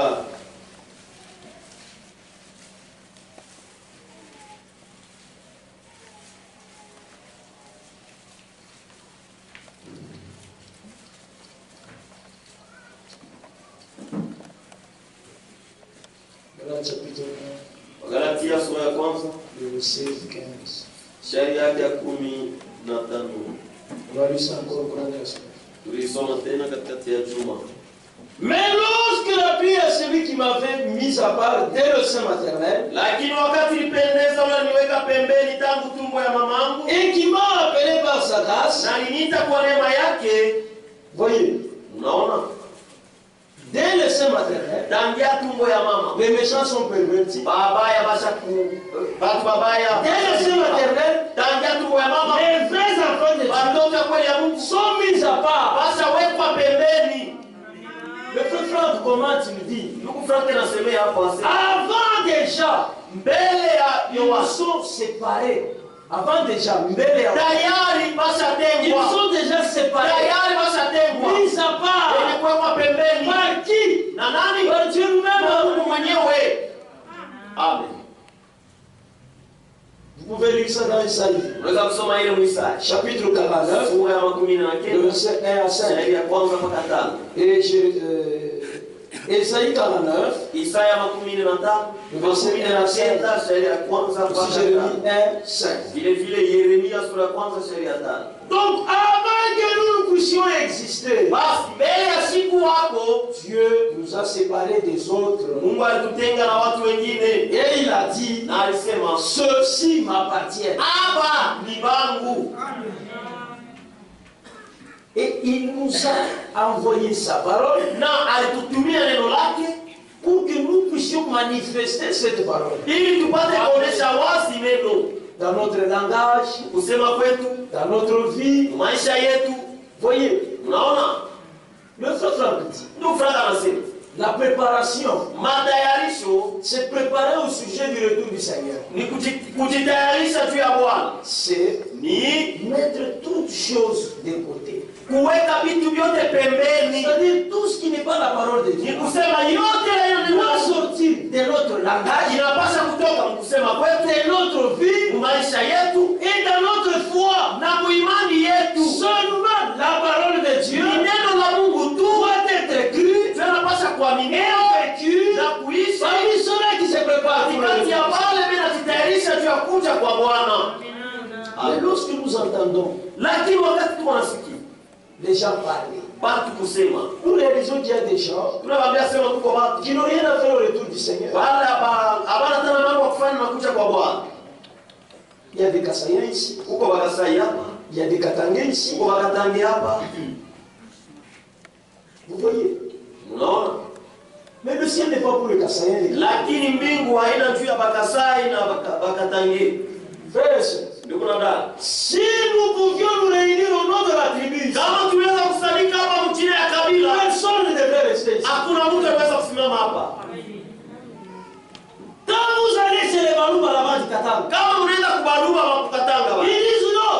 Nasema Comment basi ça, ils vont dire quoi? vous les Kassaïens partez chez vous. Comment est-ce que les gens qui nous Ils vont vont rester ici nous. quand ils restent là-bas, Baba division telle inaanza kule. la division vient. Au Balouba, Toi tu es Balouba Chirama. Louba de quel? Wende kwa Chirama. Allez, toi, fâchez-vous là, en dessous de l'eau. Anaenda Chirama. Il va là sous de l'eau. Kwa Chirama kule kule maji inateremkiaka. Kule uchafu pote kunaendaka. La saleté va. Fika tena kule. Elle vient encore de ça. So wewe Toi, uko hapo chini ya il maji. y a encore de la plus bas encore là sous-sol de l'eau. Maintenant à la fin, Sasa mwisho. qu'est-ce qui va rester? Ni kitu alitabakia. Abana baba wakasai. Les autres aussi des Kassai. Oh non, bakumshimai. Oh, hapana, c'est des Mouchimai. Modèle kweli. Allez-y chez vous. Tunajua kusema kukana Nous ngao. allons rester seulement nous. Ukina ule kukana ngao. Sasa wewe, kukana ngao santre. Ukina kukana ngao. Ushema musantre. C'est nous qui sommes Tunabasaba chef. C'est nous qui devons être des chefs.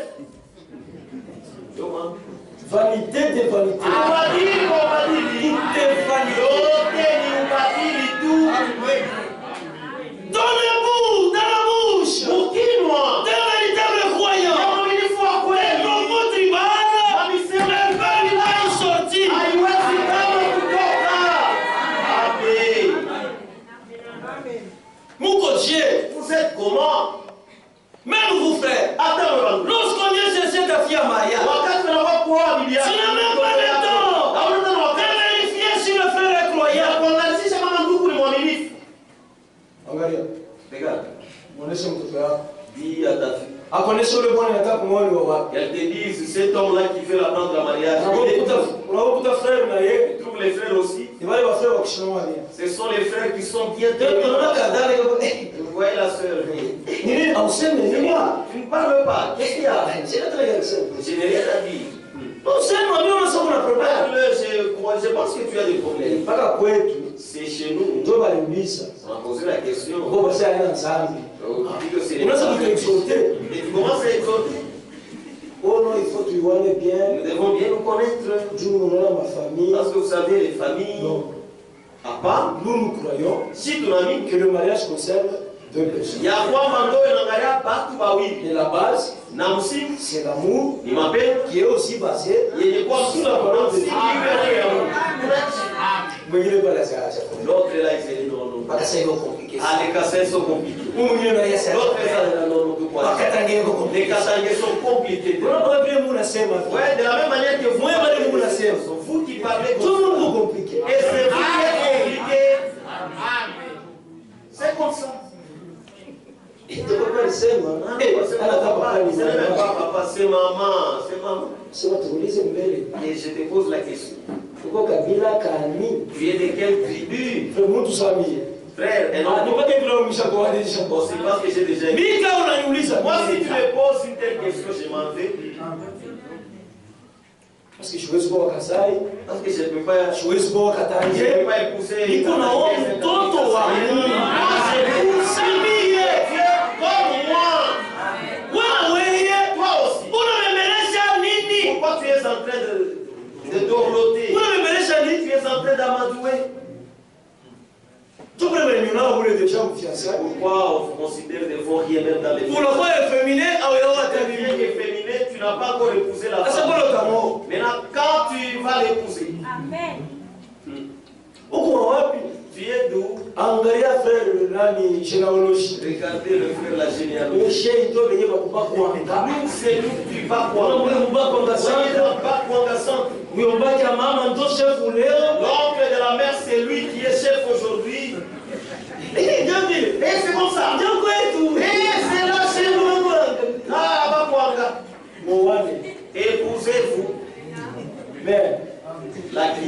tu pas dans la volonté. Hamuna mapenzi ya Mungu. Hamuna. Frère, tel que je suis là, comme je prêche ici à Kibembe, si je me retrouve au Kassai, parmi mes frères, je serai très à l'aise. Très à l'aise. Et puis, je mange avec eux.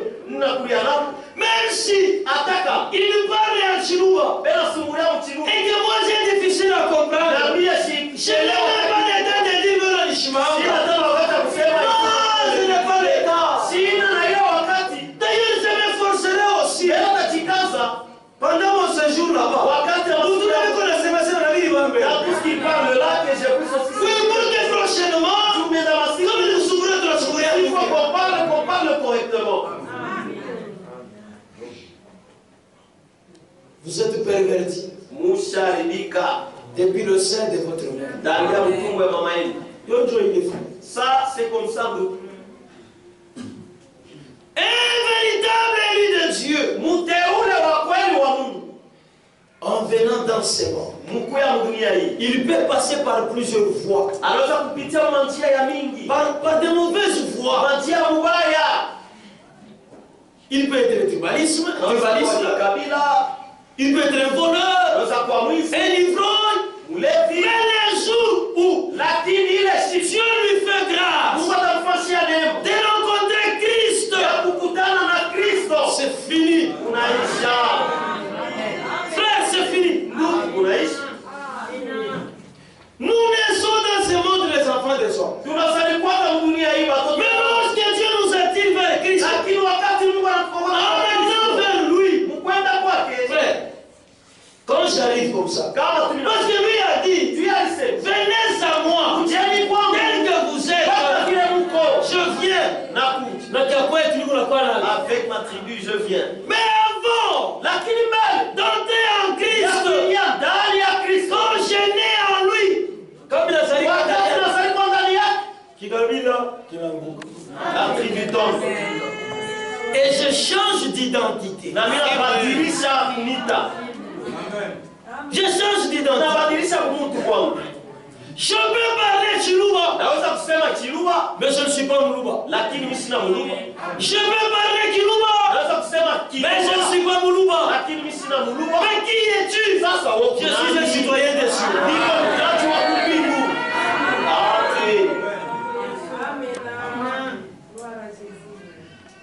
Je parle Léo. C'est pourquoi aujourd'hui, Nous avons fiancé à vous présenter. nous avons des fiancés à présenter. Vous entendez seulement par les noms. Hein. Allez, voilà. Après, on a passé le divorce. Après un temps, vous êtes des poussières des mêmes tribus. Non? Mais les vrais enfants de Dieu, frère, nous. Si vous trouvez le mari enfant de Dieu, la femme enfant de Dieu, vous pouvez vous tirailler. Mais vous n'allez jamais divorcer. Parce que vous avez un point commun. C'est la parole de Dieu. Lorsque vous venez devant les anciens, l'ancien n'a pas besoin de faire mal à la tête. Amen. Amen. Il va seulement présenter la parole.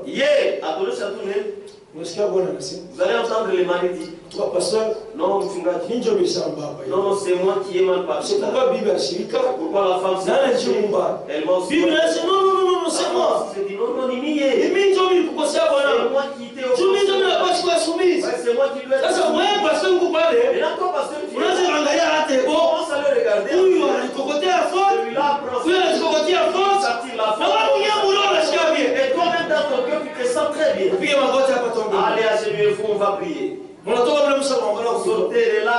aba wengine Les autres. mambo vitoni tukatalia kwa mmacho Allez, pasteur pardon, je vais te refuser devant les pasteurs. c'est comment c'est chine Mais ça, c'est le manque du respect. utekana naye wewe Vous allez rester avec lui. 2 heures du temps Pendant 2 Yesu heures. akuba bagonja bakombia Et wewe quand il y a les malades, il faut watoto wa Mungu waliakwa les véritables enfants. mais wewe comme ule Mais elles sont là. iwaye C'est toi. C'est toi. C'est ton père. Lisons alors la parole de Dieu. Vous croyez que c'est la parole de Dieu? C'est la parole de Dieu, mais nous n'allons pas suivre ça. Moi, je dois aller chez nous. Va-t'en. Je n'ai même pas besoin de toi.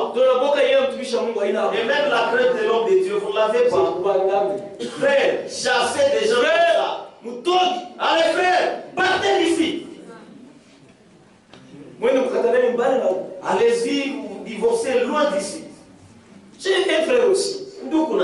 C'était un prédicateur. C'est pourquoi prêcher, ça nous sauve. Prêcher, ça ne garantit pas les saluts. C'est un prédicateur.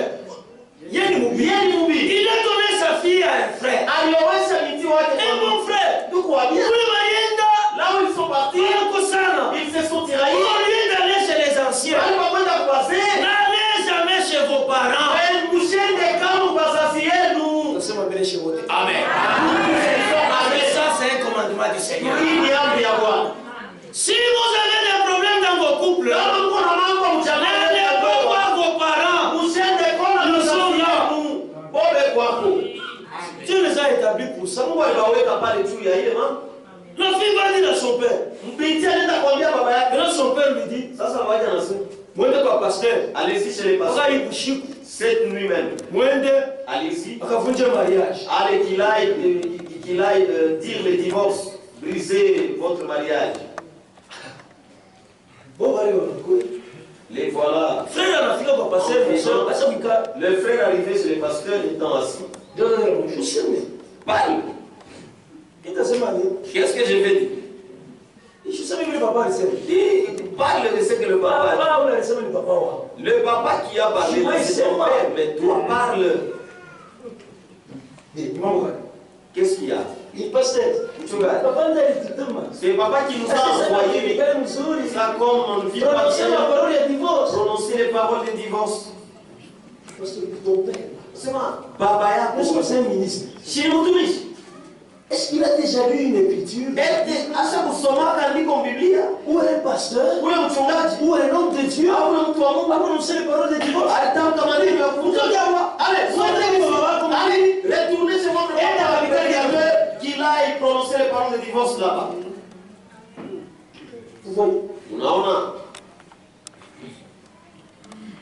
Le vrai Zélie s'attache seulement à la parole de Dieu. Ça peut vous arriver de marcher dans de mauvaises voies. Mais quand on vous montre la lumière, si vous êtes de Dieu, vous devez obtempérer. Je disais, un élu en venant au monde, il peut passer par de mauvaises voies. Mais dès lors où il rencontre la parole, il se conforme à la parole. Amen. Frère, il se rend compte dans son cœur que j'ai perdu beaucoup de temps dans des futilités.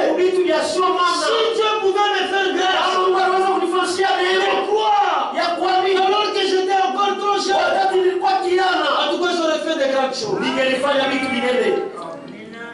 Pour lui, rencontrer Christ, c'est comme quelqu'un qui a rencontré un grand bien. Est-ce que la parole de Dieu dit dans le Psaume chapitre 119?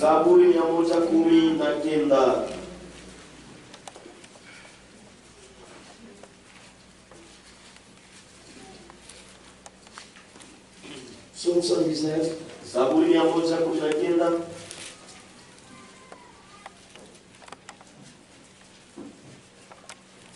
Verset 162.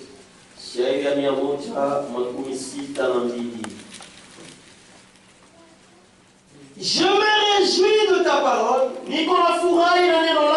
comme celui qui trouve un grand butin. Pour nous, tu es le grand butin. C'est la parole de Dieu. Dieu peut nous donner l'argent. Beaucoup d'argent. Il peut nous donner beaucoup de biens. Mais le bien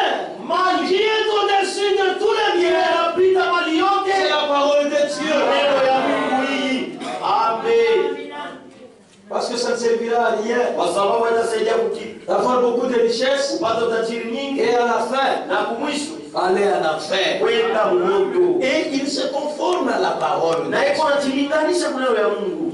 Frères et sœurs, le rachat, ukombozi, dans des termes très courts, mkusema tu kufupi, ça signifie maana yake l'esclave, mtumwa, celui qui était esclave, yule alikuwa mtumwa, l'affranchi, mwenye kutiwa huru devient anakuwa esclave, mtumwa de celui qui l'a affranchi. ya ule alimtia huru. Amen. Dieu dit Mungu anasema au sujet d'Israël, ule naangalia Israeli, Israeli m'appartient, ni mali yangu, parce que c'est moi kwa sababu ni mimi qui l'a fait sortir ndio du nilimtosha pays d'Égypte. nchi ya Misri, Je l'ai fait sortir nilimtosha avec un objectif, na kifukuzio fulani, qu'il soit mon esclave. akuye mtumwa wangu. Je vais lire ça dans Lévitique 25, Tutasoma hili Mwarami sura le verset 55. shairi ya 55. Paul aussi dit, Paulo naye anasema au sujet toujours de l'esclavage, mpaka kule naangalia utumwa, moi je suis prisonnier de Christ. mie niko mfungwa wa Kristo. Ça ne veut pas dire que Haimaanisha kusema il était dans un cachot alikuwa mjela où on fulani, le fouettait. wala alikuwa anampiga fimbo. Hapana, Il s'est rendu compte que aliona kusema tout le temps qu'il a perdu wakati yote alipoteza en vivant comme un païen, kuishi sa mpagano, ilikuwa wakati mubaya. c'était un mauvais temps. Maintenant qu'il a fini, Sasa hapa na nini, il s'attache à la parole de Dieu. anaambatana kuneno ya Mungu Et il devient esclave de la parole. na anakuwa mtumwa wa neno. Si nous aussi, Kama na shilevi nous avons été affranchis par Christ, tulifanywa kuwa huru kwa c'est que Kristo, nous lui appartenons ni kusema tuko baki et nous sommes ses esclaves. na tuko watumwa yake. Nous sommes arrivés pratiquement à la fin. Tunafika kabisa kumwisho, Mais il y a quelque chose, frères et sœurs. lakini kuko kitu kimoja kuna dada, Vous pouvez vous demander unaweza kutuliza pourquoi est-ce que les gens ne sont pas aidés aujourd'hui? juu ya nini batu hawasaidiwe leo, Même ceux-là qui vont dans des églises, hata wale wanaenda kwa makanisa, même au milieu de nous. hata katikati yetu. Pourquoi les gens ne sont pas aidés? Juu ya nini batu hawasaidiwe? C'est parce que beaucoup de gens sont hypocrites. Ni juu watu wa mingi ni banafiki. Lorsque vous venez à Dieu, Wakati unakuja kwa Mungu, vous devez d'abord reconnaître que vous n'avez pas de mérite. mbele unapaswa kutambua ya kwamba haustahili. Ne venez pas devant Dieu vous justifier. Hapana kuja mbele ya Mungu kujihesabia haki. Non. Hapana. Quand vous venez à Dieu, Kama unakuja kwa Mungu, reconnaissez ce que vous êtes. tambua kile uko. Un pécheur, Mtandasa, un adultère, mshahara, un voleur. wizi, Reconnaissez votre état. utambue hali yenu. Alors, Vale. en confessant cela, Mkukiri ile mambo. devant Dieu, Mbele ya Mungu, Dieu vous viendra en aide. Mungu atakusaidia. Amen. Dieu vous viendra en aide. Mungu atakusaidia. Si vous lisez dans la Bible, Kama unasoma Biblia, deux hommes étaient montés au temple pour prier. watu wawili waliendaka kwa hekalu juu ya kuomba. Lorsqu'ils sont arrivés au temple, Wakati walifika kwa hekalu, il y en a un qui priait. ulikuwa mmoja Oh Dieu, Mungu, je te remercie nakupigia sana. parce que je suis un homme correct. Kwa vile nilikuwa mtu wa kunyoosha. Je suis. Je ne suis pas comme les autres. Sisi na mimi sina saa wengine.